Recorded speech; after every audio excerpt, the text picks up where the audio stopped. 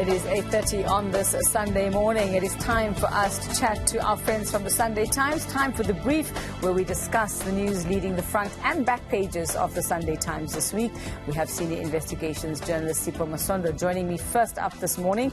And Sipho, you brought us the exclusive last week about the now infamous Imogen Mashazi's trip and her shopping spree. And there is now an update to that one. I like the headline. I've never seen such looting. We are talking about the Blessers company that has milked the city to the tune of millions. Tell us what it is that has happened since last week. So, good morning, Uveka. Last week, the Sunday Times exclusively revealed that a company called XET Solutions was responsible for paying for the aircraft that ferried Mashazi and her team to London in July 2022. So this week we are back with more, and we can reveal that this company was actually paid by the Ekurhuleni Metro, around 483 million for various contracts that the company has received starting from around about 2019. Okay, give us some examples. I mean, I'm just looking here. We're looking at things like what amounts like 483 million rand payouts, 4 million rand payouts to the company while she was jetting to the UK, 7 same-day invoices settled on the last day of the financial year. Just give us some examples as to where this money was going, who was on the other side of this. There are children being paid for things. What was happening? Yeah, so the officials of Ekurhuleni have obviously now launched an investigation. They are investigating allegations that this company actually didn't even deserve half of the money. I mean, an official that I spoke to from the city, who did not want to obviously to be named, told me that they found out that the company didn't deserve not even half of the money that it was paid, and that they inflated invoices, and that in fact there were ghost employees that they billed Ekurhuleni for, and that in fact the city's own executives' children were employed by this company as engineers. Even some of them were not even engineers. So, yeah, this is quite a crazy story, Veka. But also, what is really odd about some of the things that went on in this company is, for example, we found out that on the last financial year of the 2021-2022. The company was paid about 48 million for 7 invoices.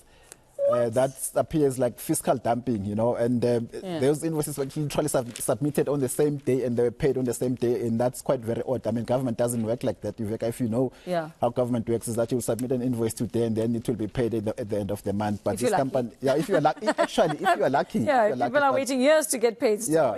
But this company, I mean, submitted 7 invoices in one day and then they were paid same day, and then obviously there's that 4 million that was paid while Mashazi was gallivanting to Europe. I mean, they submitted an invoice on the 28th of July. That's the day Mashazi left this country to Europe. And then the following day, 2 invoices worth 4 million were paid to XET Solutions. So these are all the things that the Metro is looking into. And there are some details. I mean, you're looking at sort of specific bank accounts as well, specific dates as well. We're also looking at, syndicates and all kinds of things that have been happening here. And and protection and all kind, you know, for there's a lot that has happened. And you know, for me the thing is, we know the state of that metro. We know what is happening, and one has to wonder now, okay, this has happened, the money is not going to come back, so the what now? What now for the citizens? I think also what is important, Uveka, that South Africans should know is that, or our readers should know, is that me and you sat here about less than a month ago, we were discussing a story about how the city's IT infrastructure was hacked. And a lot of things happened in the background, and the city lost 2 billion in revenue as a result of that hacking. So what the story also reveals today is the fact that these companies, XET Solutions, was responsible for the IT infrastructure that was hacked, you know. So it's not just about them being paid 483 million. There's just too much more to this story. The company was responsible for the infrastructure that was hacked. And I mean, we can't yet prove it, but it would appear that the company when it was appointed, it was specifically it was picked for a particular reason by the officials. Okay, well, I suppose this is not the last we're going to hear of this. I'm sure there's more you have on the way, and especially since you have now officials, although they want to stay anonymous, coming up with information, and let's hope that nothing happens to these people who are speaking up as well. But yeah, can't wait to see what else is going to come out of the story. And I mean, just to go back, I mean, just listening to the conversations over the past week, whether it was radio, whether here on our channel as well, and people commenting about just the things that this woman bought on that trip and how ridiculous this actually was. You know when they say when people have money but no class? Yeah, I mean, she clearly she's got very expensive taste. The watches and the shoes and the dresses. I mean, I think it cost what what you call it, the attire or whatever she was wearing on that day. It cost about 3.5 million. I mean, including the watches. And there was a handbag for like 600 and someone thought, what? That is like my bond. That is my bond. Yeah, well, I mean, it just shows that she's got access to lots and lots and lots of money. I mean, and how is the question? You can charter an aircraft to Europe just to go and shop for 3 days and come back. I mean, it does say that you do have a lot of money. You know what we say, Sipho? The truth comes out, and it comes out also when you're flashy like that. That's what happens with people when they make money. That's how they get caught.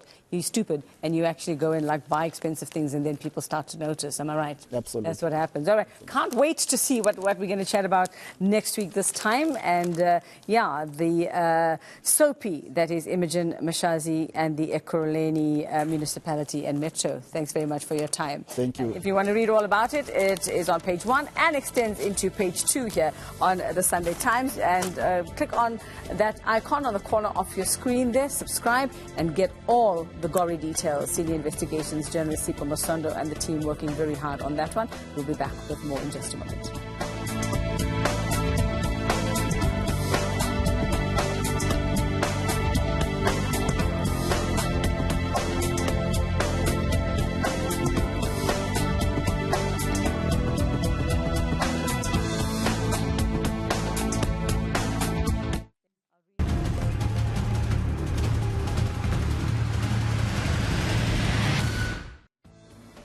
All about front pages and breaking news here on the brief here on eNCA. Let's tell you what that breaking news is before we move on to what's on the front pages. It is actually related to the next story we're going to talk about. The breaking news is that President Cyril Ramaphosa will be addressing the nation tonight, and it says he will this evening address the nation on government's management approach to illegal migration and the recent surge in protests against foreign nationals. That address will happen at the Union Buildings in Pretoria at 6 o'clock this evening, and you will be able to watch that. Let's see what happens, because we know this is about to reach crisis proportions and could get out of hand, as we've seen happen over the years.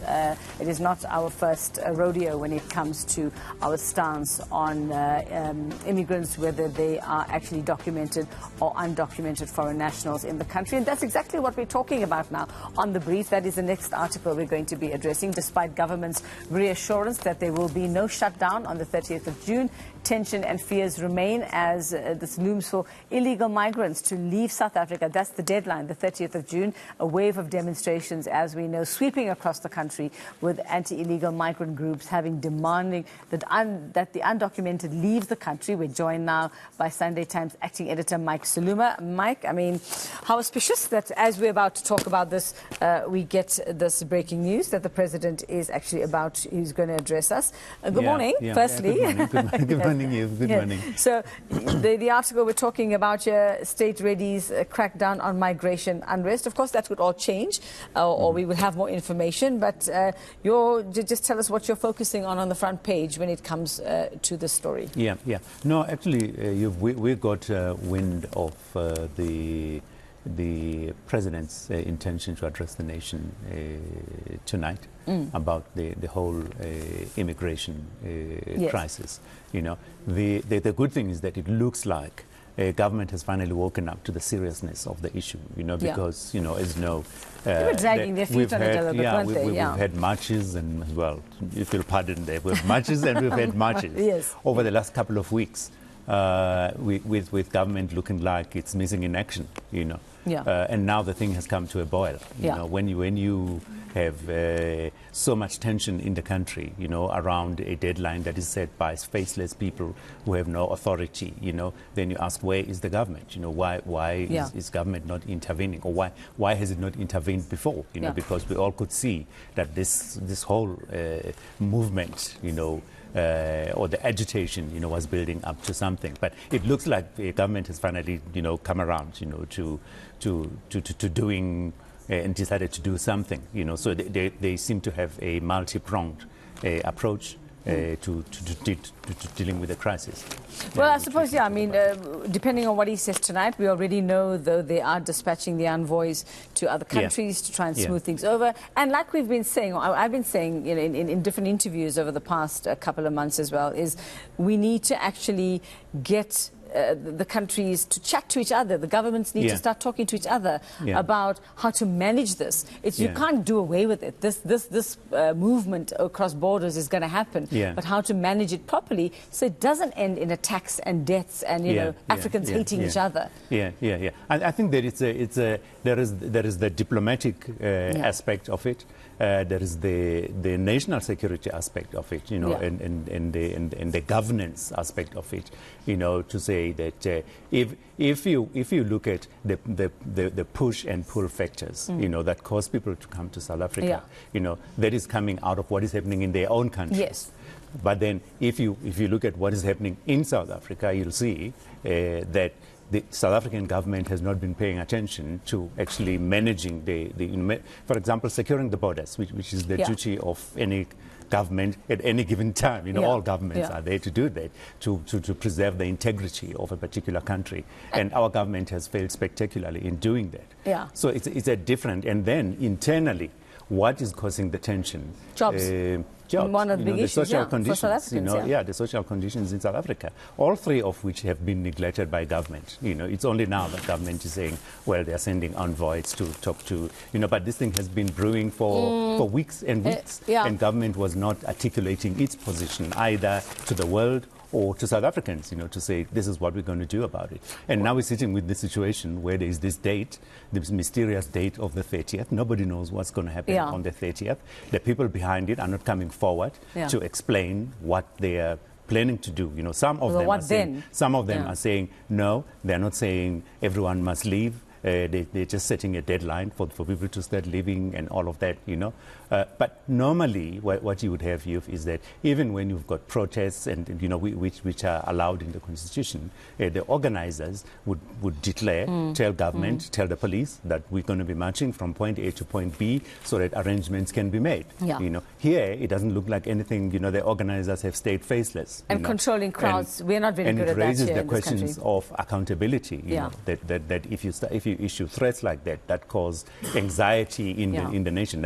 Like now, nobody knows. We just know there's a date, but we don't know what's going to be happening. It causes anxiety in the country. Let's just hope, I think Mike, the organizers have to be called upon to explain what exactly it is that they are planning to do. And the organizers may know, but the people who follow them are a different story. I mean, you know, once the anger and the pressure, blood pressure rises, and what happens because on the streets can be uncontrollable. Also, you want to avoid a similar thing to July the 20th. Absolutely. I was just going to say, the riots, you know, you don't want the thing that happened. Okay, well, let's see what the president has to say. Hopefully what he has to say tonight is going to quell some of the tensions. It's going to just bring some you know, or law and order and some peace as well. But let's go to page 6 now. And this is the Please Call Me inventor, Nkosana Makate's financial fight with a British investor. So the Please Call Me.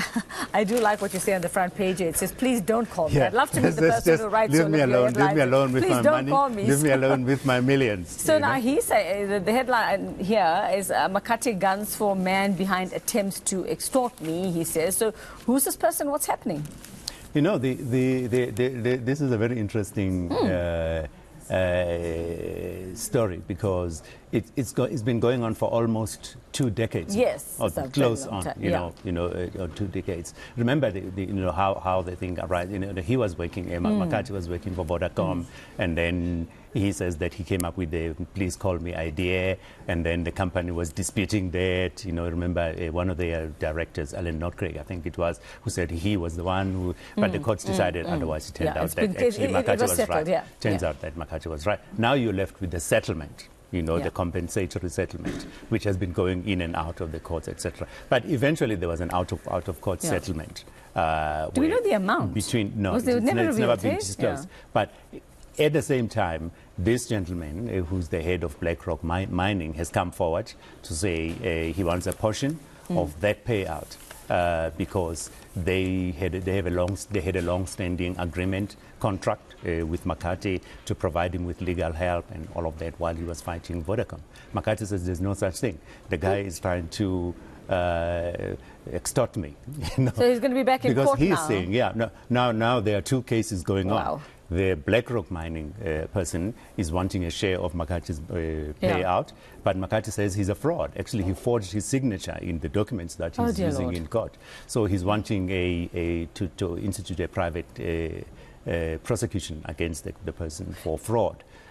So much work, so much suffering, but who would complain for so much money at the end of the day? I expected relatives and maybe like high school girlfriends to come forward and say stuff and say, I need a share. Now you don't count on claiming 40%. 40% is the amount of the settlement. We don't know what the amount is. Of whatever the amount is. Paper trail? Any word of a paper? I mean, he says there are documents, but the signature is forged, is what he's saying. Yeah, because and hopefully he can prove that. Because the BlackRock Mining would have to show in court that there was an agreement, and they have to produce the agreement. Makate says his signature was forged in those documents. Oh my God! See, money does not bring you happiness, Mike. Yeah, but at the end of the day, once you've gotten rid of all the pretenders and to your money, then you can live happily ever after. He must just go buy his own island and just disappear into the sunset. I think that's what I would do if I were him, and say, don't call me, I'll call you when I'm ready to see you. Okay. Well, very, very interesting reading in the Sunday Times. Thanks very much for that. That is Sunday Times acting editor Mike Siluma. That is a story on page 6. You want to read more about it? There's the icon on the corner of your screen there. Click on it, subscribe, and go and have a look. We'll be back. Lots going on in sport. Guess who's in the house? Teacher BBK. My lesson is about to start. I can't wait. That's coming up.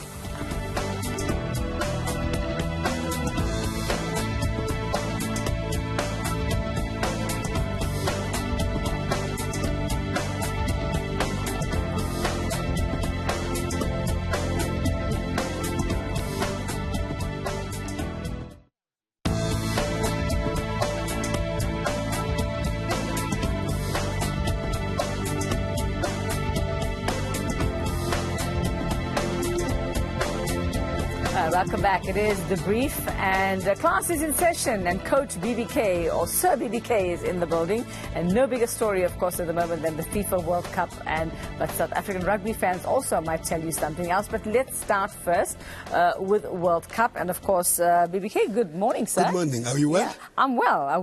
Very, very well. Thank you. Class is in session. Class is in session. Of course, we have to start with Mexico and Bafana and what is going on there. That is the big story. The date awaits.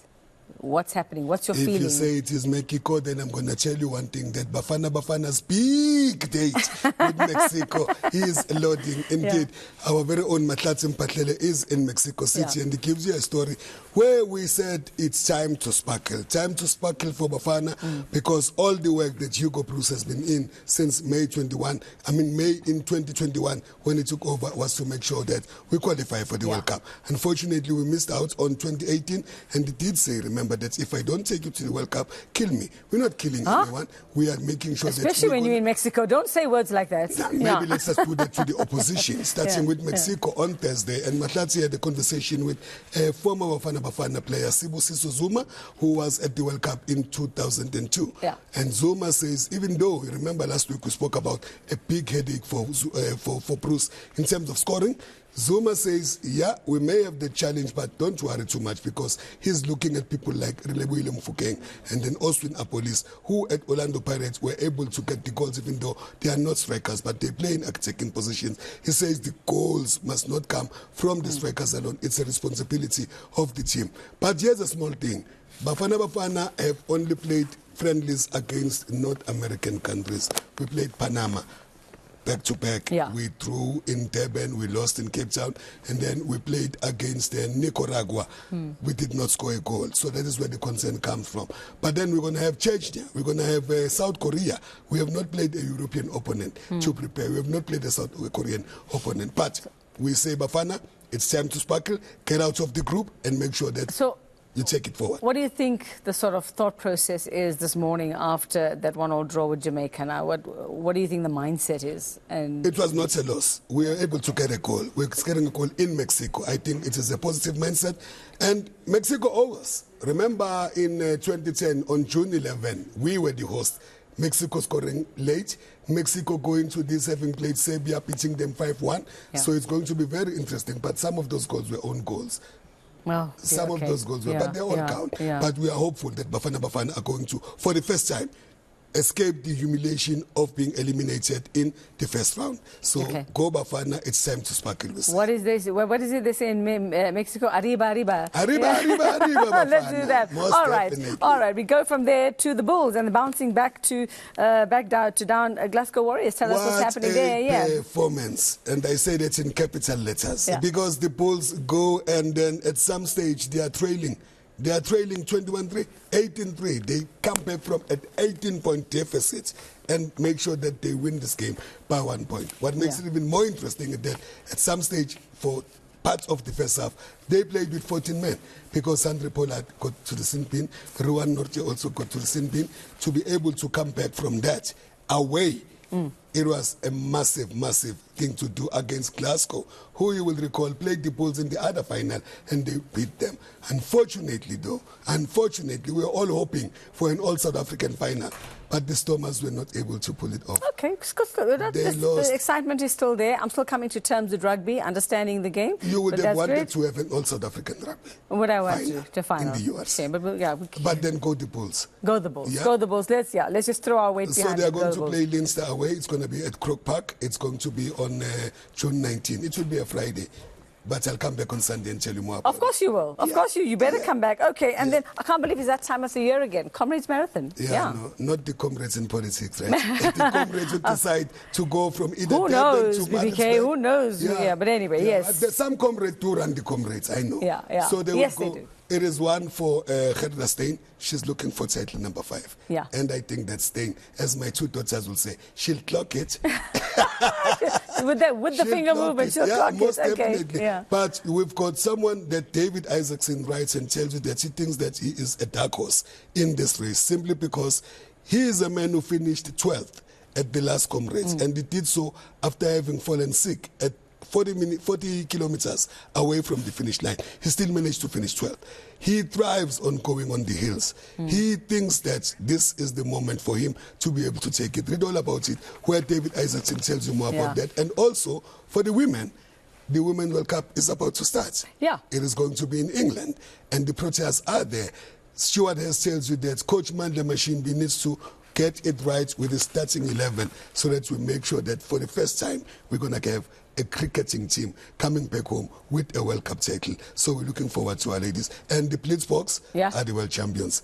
They won against Fiji, having been trailing by 12 points. And no matter what happens today, they are already crowned. So we like a winning South Africa. So in church today, we're lighting a candle for Bafana. We're doing it for the Bulls. We're doing it for the Proteas women. And the Comrades not to collapse. Well, Comrades will get closer to the time. They can just train. They'll be running already. It's not DNA, it is RSA. RSA, you're so funny, BBK. Thank you, sir. That's always exciting with you. That's where we'll have to leave it. Thank you so much for joining us here on The Brief and on the weekend edition of the South African Morning. Aviu Mtila is coming up for Kendall and the Newslink team. They will bring you all your top stories at the top of the hour. We have a date again next Saturday, 6 a.m. from me and the team. Goodbye. Have a great Sunday and a fantastic week ahead. Bye-bye.